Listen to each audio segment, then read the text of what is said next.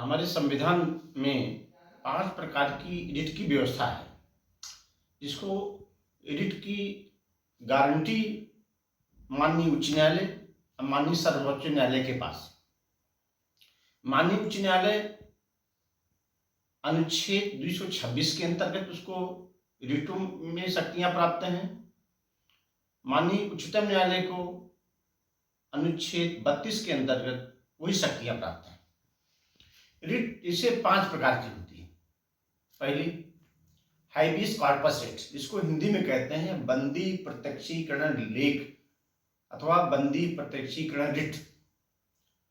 दूसरी चीज होती है रिट ऑफ मैंडमस, परमादेश लेख, परमादेश रिट, बी कमांड, हम आदेश देते हैं, यह परमादेश रिट। तीसरी रिट है रिट ऑफ प्रोहिबिशन, यह प्रतिषेध रिट है। चौथी रिट अधिकार परीक्षा को वारंटो, जिसको कहते हैं अधिकार परीक्षा। पांचवी रिट होती है उत्प्रेषण रिट, रिट ऑफ सरसरी।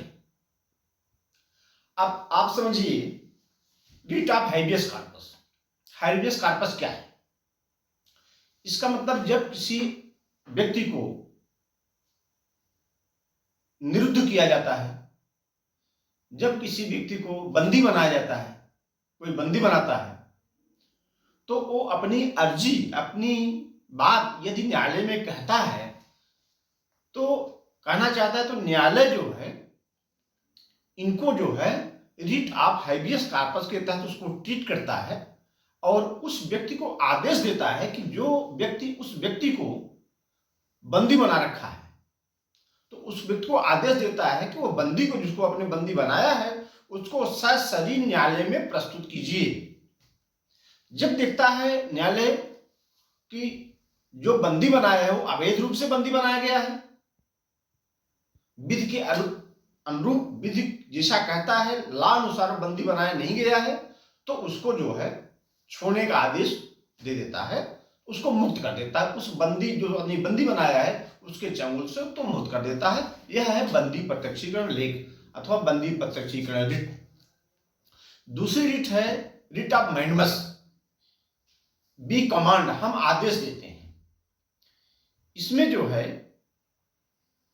जब कोई व्यक्ति लोक पद पर बैठा है और वो अपने जो उसको करना चाहिए, अपने अधिकार का, अपने कर्तव्य का पालन नहीं कर रहा है और उसके कर्तव्य पालन न करने पे किसी व्यक्ति का अधिकार प्रभावित हो रहा है, तो न्यायालय परमादेश रिट यानी रिट ऑफ मैंडमस दे सकती है। मैंडमस के रिट के तहत वो जारी कर सकती है कि उस अपने कर्तव्य का पालन करे जिससे दूसरे व्यक्ति का हित प्रभावित न हो। तो ये है रिट ऑफ मैंडमस। तीसरी रिट है रिट ऑफ प्रोहिबिशन, इसको कहते हैं प्रतिषेध रिट, प्रतिषेध लेख हिंदी में। इसमें जो है इस रिट में जब कोई अधीनस्थ न्यायालय, अधिकरण जो अपने अधिकार क्षेत्र से आगे कार्य करने लगती है, जो उसको अधिकार नहीं है अपने अधिकार क्षेत्र से बाहर कार्य करने लगती है, अथवा प्राकृतिक न्याय के सिद्धांत के विरुद्ध कार्य करने लगती है। अब कहेंगे प्राकृतिक सिद्धांत क्या है, प्राकृतिक न्याय सिद्धांत क्या है?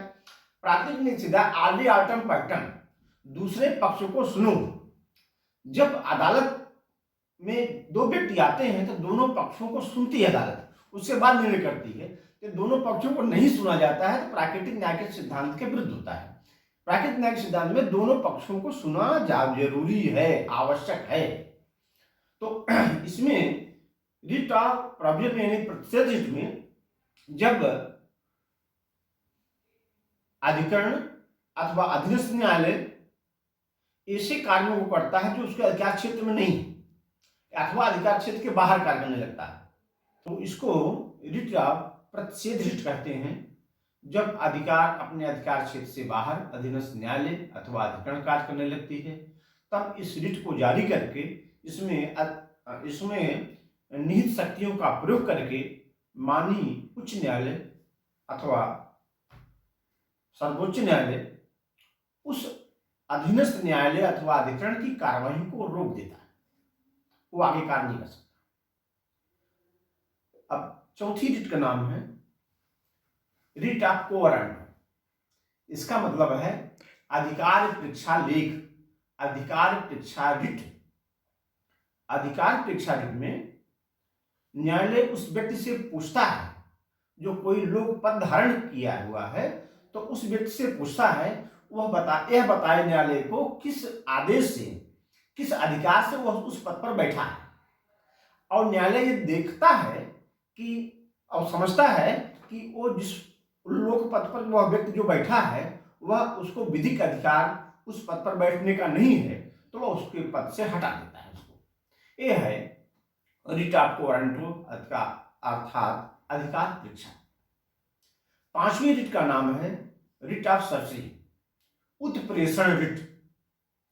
इस रिट में न्यायालय यदि अधीनस्थ न्यायालय अपने अधिकार क्षेत्र से बाहर कार्य किया है अथवा बिना अधिकार के क्षेत्र के ही कार्य किया, जो उसके अधिकार में वो कार्य किया है, अथवा प्राकृतिक न्याय के सिद्धांतों, नैसर्गिक न्याय के सिद्धांतों, नेचुरल जस्टिस का वायलेशन किया है, यानी नैसर्गिक सिद्धांत की अवहेलना करके कोई आदेश पारित किया है, तो वह उस आदेश को रद्द कर देती है और फिर से उसको आदेश देती है कि दोनों पक्षों को सुन के या इस ढंग से आदेश पास करो, इस ढंग से आदेश करो।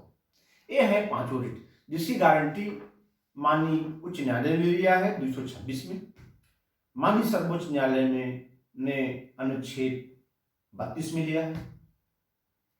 अब आज के सेशन में इतना है।